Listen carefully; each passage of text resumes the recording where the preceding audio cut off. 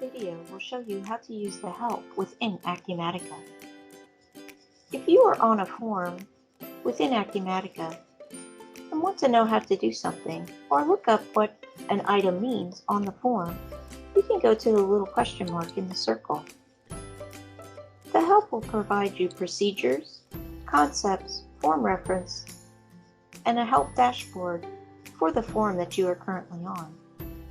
If you need to know how to enter a bill, you can select the link and it will walk you through step by step how to enter a bill.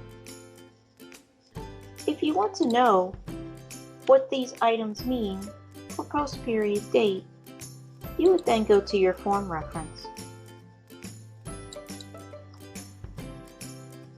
And then each of those fields are identified for you here.